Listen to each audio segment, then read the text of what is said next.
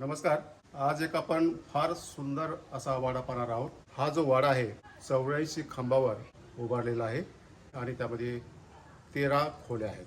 मधलं जे नक्षीकाम आहे खांबावरलं ते एवढं अप्रतिम आहे. कोरीव काम जे आहे, कार्विंग जी आहे ती फारच सुंदर आहे. ती आपण ती पाहिल्याबरोबर त्या वाड्यामधून आपल्याला बाहेर निघावं असं वाटत नाही. असा एकदम शांत सुंदर असा हा वाडा आहे. माझी 2 मुख्यमंत्र्यांनी इथं या वाड्याला भेट दिलेली आहे. अनेक साहित्यिक यांनी पण या वाड्याला भेट दिलेली आहे. तर चला सुरू करू, आपण या वाड्याची सफर करू. नमस्कार, मी डॉक्टर तुकाराम मोठे, सेवानिवृत्त कृषी सहसंचालक डॉक्टर तुकाराम मोठे या यूट्यूब चॅनलवर मी सर्वांचं स्वागत करत आहे. आता तुम्हाला मी बाहेरचं स्ट्रक्चर दाखवतो. तुम्ही वर पहा, किती सुंदर बाल्कनी. अस्सल सागवानामधलं सर्व हे लागून काम आहे, बांधकाम आहे. आपण जसं राजेशाही थाट पाहतो त्या टाईपची हा चौसोपी वाडा आहे. मध्ये एक चौक आहे आणि राजस्थानमध्ये जशा हवेल्या आहेत तिथली जी कलाकुसर असते मधली, तशीच कलाकुसर आपल्याला या वाड्यामध्ये सुद्धा पाहायला मिळते. तर ती कशी कलाकुसर आहे आणि हे वाडा कधी बांधला, कोणी बांधला, याची आपण मध्ये जाऊन माहिती घेऊ. या वाड्याला 2 प्रवेशद्वार आहेत. उत्तरेकडे यांचं गेट आहेत, पण त्या दरवाजे आहेत. हे सागवानामधलं बांधकाम आहे. तुम्ही जर ही पाहिली चौकट बघा, चौकटीवरलं जे नक्षीकाम आहे किती सुंदर, बारीक वेलबुट्टी आहे, पानं फुलं आहेत. एकदम सुंदर असं नक्षीकाम आहे. पशु पक्षी आहे त्याच्यावर. आणि वरच्या बाजूला सुद्धा पहा, बाल्कनीचा जो बाल्कनी आहे त्याची हा छत आहे. आता आपण मध्ये जाऊ. या वाड्यामध्ये आपण प्रवेश केल्यानंतर आपल्याला डाव्या बाजूला एक जिना दिसतोय. तो जिना पण आपण पाहू. हा वाडा 2 मजली आहे. तर आपण मध्ये येऊ. हा जो वाडा साहेब आज पाहण्यासाठी आले, हा वाडा माजी राज्यमंत्री वसुधाताई पुंडलिकरावजी देशमुख या वाड्याचं बांधकाम जवळपास 150 वर्षाच्या अगोदर झालेलं आहे. स्वर्गीय नानासाहेब देशमुख यांच्या वडिलांनी म्हणजेच नारायणरावजी देशमुख यांनी ह्या वाड्याचं बांधकाम केलं आहे. आता वाड्यामध्ये आपण प्रवेश केला. डाव्या बाजूला जिना आहे आणि ही बाजू कायची? हा पण जिना आहे. याला आम्ही कांद्याची माळी म्हणतो. म्हणजे या भागात कांदे ठेवले जाते, वर माळीवर धान्य वगैरे ठेवलं जाते, त्याच्या घरगुती. त्याच्यामुळं याला कांद्याची माळी म्हणजे. या डाव्या साईडला जी आहे तर या वाड्याच्या बेडरूम आहे वर. तर आपण आधी पहिला माळा पाहू. त्यात या जिनेने जाऊन ह्या जिनेने परत येऊ. 2 रूम दिसतात डाव्या आणि उजव्या बाजूला. हे साहित्य ठेवण्यासाठी घरातलं जे आहे अडगळीचं सामान वगैरे सामान ठेवण्यासाठी. बरं, या दोन्ही बाजूने रूम्स आहेत. रूम आहे. आणि मध्ये आल्यानंतर हा चौक आहे. आता ही सगळी ओसरी चौक म्हणतो आम्ही याला. ही चौक आहे. चौक आहे आणि ही बाजूने त्याचे आपण ओसरी म्हणतो त्याला. हो, ओसरी. पूर्ण सागवानी बाजू लाकडी करायचं, पूर्ण सागवानी लाकूड. आणि एवढे कलाकुसर केलेले आहे. या वाड्यामध्ये एकूण किती खांब असतील? 84 खांब आहेत बहुतेक. 84 खांब आहेत. आणि तुम्हाला एक मी खांब दाखवतो. हा सागाचा खांब आहे आणि त्याच्यावरचे जे हस्त आहेत पहा, किती बारीक नक्षीकाम आहे. एकदम सुंदर असं नक्षीकाम आहे, कार्विंग आहे. आता हा दुसरा खांब आहे सागवानी. याच्यावरली कार्विंग वेगळी आहे. एकदम सुंदर अशी कार्विंग आहे. ही सर्व सपोर्टसाठी हे हस्त आहेत हे. आणि हा सागवानी त्याचा खांब आहे. आणि हे जे सागवानी खांब आहेत खाली दगडावर म्हणजे तळखड्यावर ते ठेवलेले असायचे. तर आता या खालच्या जो तुमचा पहिला माळा आहे यामध्ये किती रूम्स आहेत? एक आतली रूम आहे आणि त्या बाहेरच्या 2 रूम आहे. आणि हा चौक. हा चौक आहे. हो, फारच सुंदर चौक आहे हा. तुम्ही पाहू शकता. हा जो चौक आहे म्हणजे चौसोपी वाड्याचं वैशिष्ट्य असं असतं की त्याला चौक असतो. काही घरामध्ये 1 चौक असतो, 2 चौकाचा वाडा असतो, 3 चौकाचा वाडा असतो. म्हणजे आपली जशी आर्थिक परिस्थिती आहे त्याप्रमाणे आपण त्या चौकाची संख्या वाढत असते. हा जो चौक आहे म्हणजे त्याला नक्षीकाम केलेलं आहे. खूपच चांगलं नक्षीकाम केलेलं आहे. म्हणजे एवढं नक्षीकाम मला आणखी कुठल्या वाड्यामध्ये दिसून आलेलं नाही. ओसी झालं की चौक राहतो. आता तुम्ही इथं फरशी बसवलेली आहे. पूर्वी फरशी नसेल इथं. इथं जुनी एक पांढऱ्या रंगाची फरची येत होती जुन्या काळातली. शहाबादी होती का? ती शहाबादी फरची होती. होती. हा. जाडी होती हा. पांढरी. हा. पण ते कालांतरानं जरा खराब झाल्यानंतर हा. ती पुन्हा बसवल्या गेली. नंतर बसवली. रिनोव्हेशन केलं. रिनोव्हेशन. हा जो चौक आहे त्यांनी गज लावून बंद केलेला आहे आणि त्याच्या बाजूला जे त्यांनी सजावट केलेली आहे. पहा की सजावट मस्त आहे. पूर्ण सजावट पहा किती मस्त आहे. हा पण तुम्ही पहा लोलक टाईप जे आहे कशाचे चित्र असेल हे? हा मला मोराचं चित्र आहे ते मोराचं. मामा ते काय ते चौकातलं आहे ते कारला म्हणते ते जुन्या काळात कारलं म्हणतात तुमच्या मध्ये कारला कारला चारे एकूण जोडणी त्याच्यात फसली आहे त्याच्यात चारी चारे एकूण जोडणी जी आहे हा, हा. तो त्याच्यात फसवली आहे बरोबर. म्हणजे ह्या चौकाच्या ज्या नक्षीकाम केलेल्या तुमच्या गणेश पट्ट्या आहेत हा, तर ते एकात एक फसवण्यासाठी हा. त्या कारल्याचा उपयोग केला जातो. म्हणजे चारी कोपऱ्याला 4 कारले आहेत ते बरोबर आहे. हो. आणि त्याला ते पट्ट्या त्यामध्ये फिक्स केलेल्या आहेत असंच ना. खालच्या ओसरीमध्ये 2 बैठका केलेल्या आहेत. ही एक बैठक आहे पहिली आणि ही दुसरी बैठक आहे. ही बैठक आहे. त्यांनी चौकामध्ये कारंजा बसवलेला आहे. आता हा जो कारंजा आहे तो कधी बांधलेला आहे का? पूर्वीपासून का नवीन आहे का जुनाच आहे? जुनाच आहे तो संगमरमर दगडाचा केलेला आहे. हा आणि त्यामध्ये एक छोटी कूलरची मशीन जी आहे हा ते लावून पाणी हा वर बरं बरं. करण्यासाठी त्याचा उपयोग होतो. आणि त्याला पाणी कुठून येत आहे?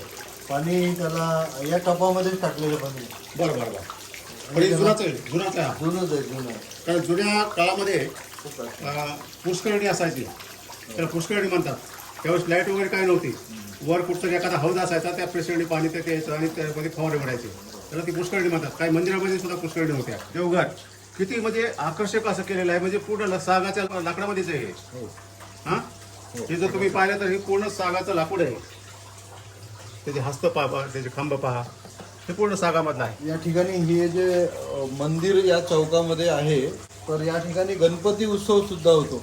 स्वर्गीय नानासाहेबांचा तिथीप्रमाणे जो जन्म आहे तो गणेश चतुर्थीला आहे. त्यामुळं या शिरसगावमध्ये या चौकात गणपती बसवतात. तो सार्वजनिक गणपती गावाचा. मला एक रूम दाखवा तुमची इथे ग्राउंड फ्लोअरची. दरवाजापासून बघा. पहा आता या रूमचा दरवाजा सुद्धा किती आखीव रेखीव कोरीव आहे. एकदम सुंदर असं कार्विंग आहे. जवळ दाखवतो तुम्हाला मी. हा चौकटीवर कलाकुसर आहे. पूर्ण चौकटीवर आहे. वेलगुट्टी काढलेली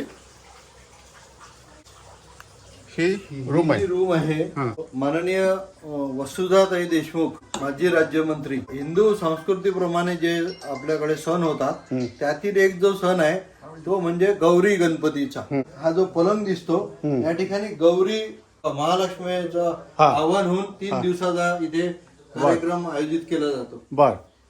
आता ही एक रूम आहे आणि ही रूम कोणती? ही सुद्धा रूम आहे. तर या ठिकाणी आराम करण्यासाठी दुपारच्या वेळेस.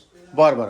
एकदम थंड वाटतंय. हो. आणि आता वर माळवत आहे पण इथं तुम्ही हे लाकडी आहे. लाकडी आहे. हो. लाकडी. POP सारखं दिसण्यासाठी. हा त्याला तख्तपोशी म्हणतात. इकडे बाजूला काय आहे तुमचं? किचन आहे. हे किचन दाखवा आधी. एक मिनिट. हे किचन आहे या बाजूला. इकडे आपण वाड्याच्या बाहेर निघालो. हा हा एक पॅसेज आहे. पुन्हा एक दार आहे. हे पण दार हा आहे. प्रवेश आहे. सेकंड प्रवेशद्वार. म्हणजे बैठक व्यवस्था आहे इथे. हां तर वाड्याला 2 प्रवेशद्वार आहेत. जी शूटिंग सुरू केली होती त्याचं हे प्रवेशद्वार आहे. आणि दुसरं जे प्रवेशद्वार आहे की बाहेरचे लोक आल्यानंतर त्यांची बैठक व्यवस्था वगैरे होण्यासाठी ही सेकंड प्रवेशद्वार आहे. वा. ही पण सेम चौकट आहे. अशीच पहिल्या चौकटीसारखीच पहिल्या प्रवेशद्वारासारखीच ही पण चौकट आहे. एकदम सुंदर चौकट आहे. अखंड लाकूड आहे का ही? लाकडी पूर्ण लाकूड. हो. आता ही तुमची बैठक व्यवस्था आहे. ही बैठक व्यवस्था आहे. हां या वसुधाताई आहेत माजी राज्यमंत्री. त्यांच्याकडे जलसंपदा आणि सार्वजनिक बांधकाम विभाग अशी 2 महत्त्वाची खाते होते. त्यावेळेस विलासराव देशमुख मुख्यमंत्री होते आणि वसुधाताईचे पती आदरणीय नानासाहेब देशमुख त्यांचा हा फोटो आहे. इथं सुद्धा वर छत पहा, लाकडीच छत आहे हा. पण त्या लाकडामध्ये सुद्धा किती मस्त सजावट केलेली पहा तुम्ही. आणि आता बैठकीतून पुढं केला घरात हा. एक बैठक आहे, बैठक व्यवस्था. हां आणि इथून आल्यावर हां डाव्या हाताला चौकात प्रवेश होते. हे इकडे चौकामध्ये प्रवेश होतोय. आणि हे तुमचं उजव्या हाताला किचन हे किचन आहे. आणि पुन्हा एक ताई साहेबांची बेडरूम. इथं पण बेडरूम आहे. हो. तर हे किचन आहे, तुम्ही पाहू शकता. हे किचन आहे आणि इथं जेवणासाठी डायनिंग टेबल. ही बेडरूम. हे बेडरूम आहे इथे एक. वा, त्याला थोडं नवीन पद्धतीने केलेलं आहे. हा नवीन थोडं थोडं रिनोव्हेशन रिनोव्हेशन केलं तुम्ही. म्हणून हे इथे हां ड्रेसिंग आणि हां टॉयलेट वगैरे केलेलं आहे. हे थोडं रिनोव्हेशन केलेलं आहे. रिनोव्हेशन केलं. त्या किचनच्या बाजूला हा ओपन स्पेस आहे. झुला. हा झुला आहे आणि हा ओपन स्पेस आहे. आपण पहिल्या माळ्यावर जाऊ. या वाड्याला 2 जिने आहेत आणि एका जिन्यातून जाऊ आपण. तर मेन एंट्रन्सच्या बाजूलाच हा जिना आहे. नाही, येते, येते. तर हा जिना आहे. हा जिना थोडा नवीन बांधला का नंतर नाही रिनोव्हेशन केलं. रिनोव्हेशन केलेला आहे. पूर्वी दगडाचा असेल. याच्या खाली लादणी आहे. लादणी आहे का? हो. पाहता येईल ना? पाहता येईल. आपण जाताना पाहू लादणी ते. तर आपण बाहेरून जी गॅलरी पाहिली होती ती पाहू. उघडावरचा दरवाजा एकदम सुंदर अशी गॅलरी आहे. खालून एवढी भव्य दिव्य दिसते, तर वरून कशी दिसते ती पाहू आपण. हे पहा,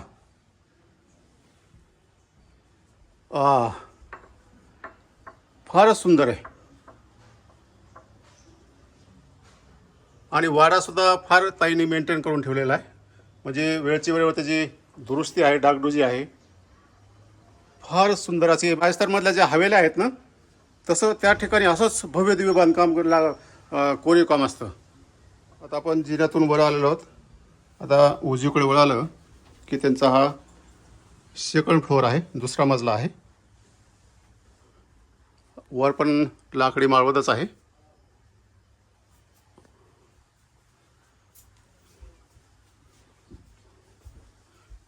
ही लाकडी माळवत आहे. इथं पण एक बेड आहे.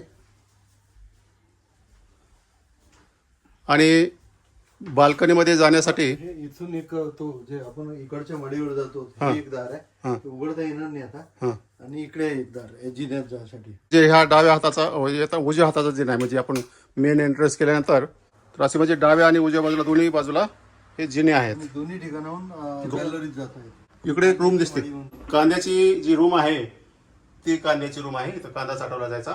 म्हणजे एंट्रन्समधून आपण उजव्या साईडच्या जिन्यामधून आलो की आपण ह्या कांद्याच्या रूममध्ये येत होतो. म्हणजे गॅलरीमध्ये जाण्यासाठी 3 मार्ग आहेत. म्हणजे 3 दरवाजे ठेवलेले आहेत. आणि मागच्या साईडने 2 हा चौकाचा वरचा भाग. 2 रूम आहेत ना ह्या. या 2 रूम आहेत त्या बाजूला. पण तो थोडं रिनोव्हेशन केलेलं आहे, कारण वर पत्रे आहेत. आणि हा चौक आहे.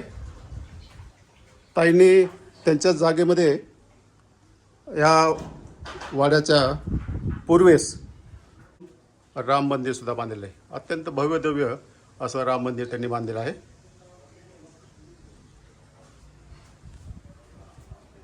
माझ्यासमोर महाराष्ट्र राज्याच्या माजी राज्यमंत्री आदरणीय वसुधाताई देशमुख आहेत. तुमच्या गावचा तुमचा स्वतःचा वाडा पाहिला आणि तुम्ही फार सुंदररित्या तो मेंटेन करून ठेवलेला आहे. आता तुम्ही अमरावतीला पण राहता आणि गावी पण कधी जाता, तर काय आठवणी तुमच्या या वाड्याविषयी? पूर्वीच्या काळात अशा पद्धतीचे वाडे बनवण्याची प्रथा होती. आता आमचा वाडा म्हणजे त्यावेळेला कसं की माझे मिस्टर लहान असताना त्यांचे आई वडील गेले, त्यामुळे त्यांचा सांभाळण्याच्या बहिणीने केला. मग त्यावेळेला तिथलं परिस्थिती कुणी सांभाळणारं नव्हतं. मग सगळी जमीन घर सगळं रेशीवर लागलं होतं. म्हणजे ते सज्ञान होईपर्यंत आमच्या ताब्यात मिळालं नाही. त्यावेळेला कुठलंही मेंटेनन्स म्हणजे शेतीचं घराचं आम्ही करू शकलो नाही. पण ज्यावेळेला मग माझं लग्न झालं त्यावेळेला मी प्रथम त्या घरी गेले.